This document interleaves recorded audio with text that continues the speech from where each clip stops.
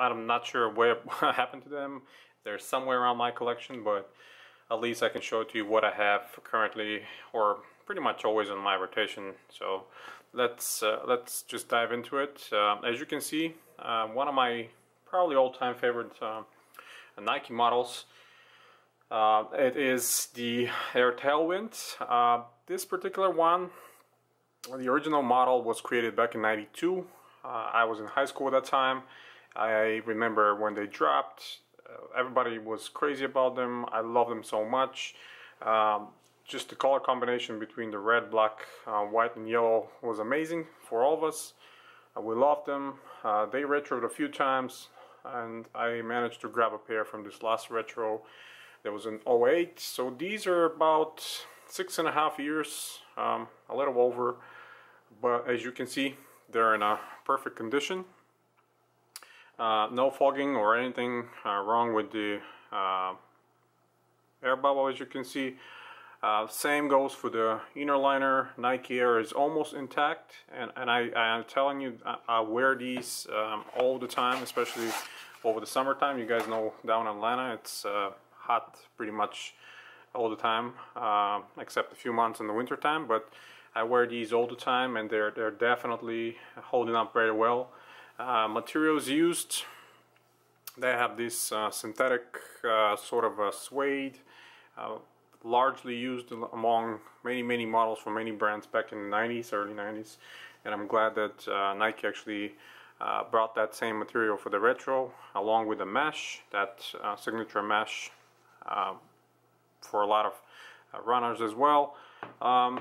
On the tongue, which it's kind of a neoprene, and it's more of a half booty. I don't know if you can see if it's attached down there. It's not a independent tongue. It's not anything thick or anything like that, but it has the old Air TailWind logo right here. Let me show you the label real quick so you can see. 08 13 08 to 10 03 08. So towards the end of the year of '08, these came out. Signature cut right here for the TailWind, Nike Air.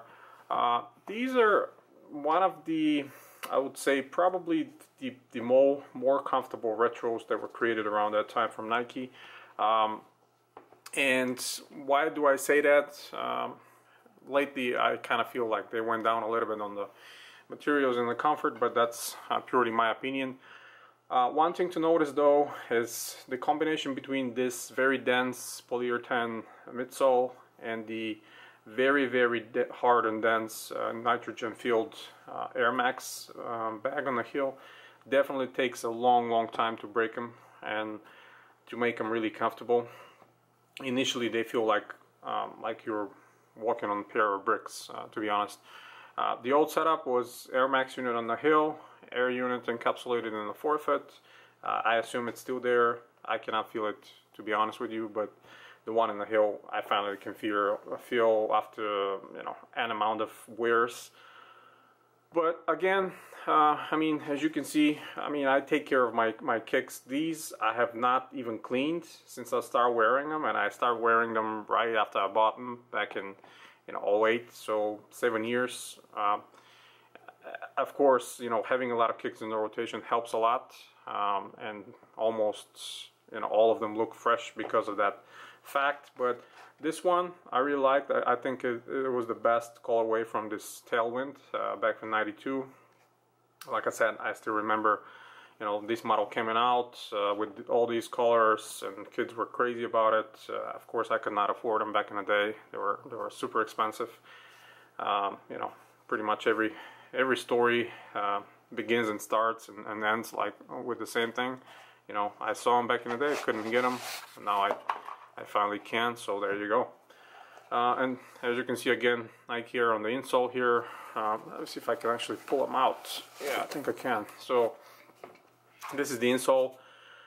Nothing too special, pretty thin. It's okay, but as you can see, holds its own.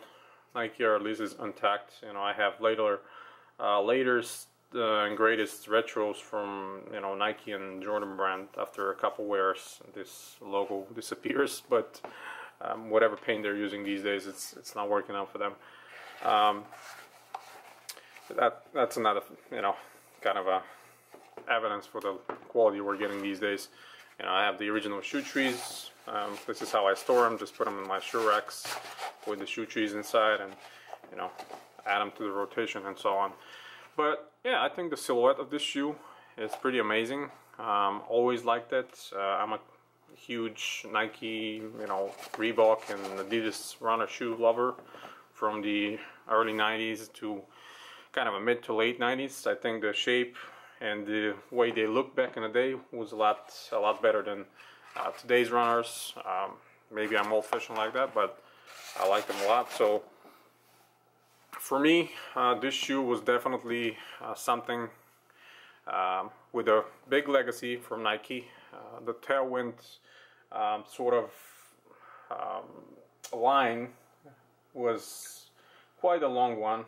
They produced the TailWind, I think, since late 80s to probably late 90s. I see every once in a while they will pop up a new model today that's called TailWind again, but I don't know, I just feel like it has nothing to do with the original one. Still, this particular one and a few others that came out before and after, I think they were pretty amazing. Always felt like they were great shoes. And yeah, that's pretty much it, guys. Thanks everybody for the support. Thanks for all the subscribers. If you like the video, hit the thumbs up. Stay tuned to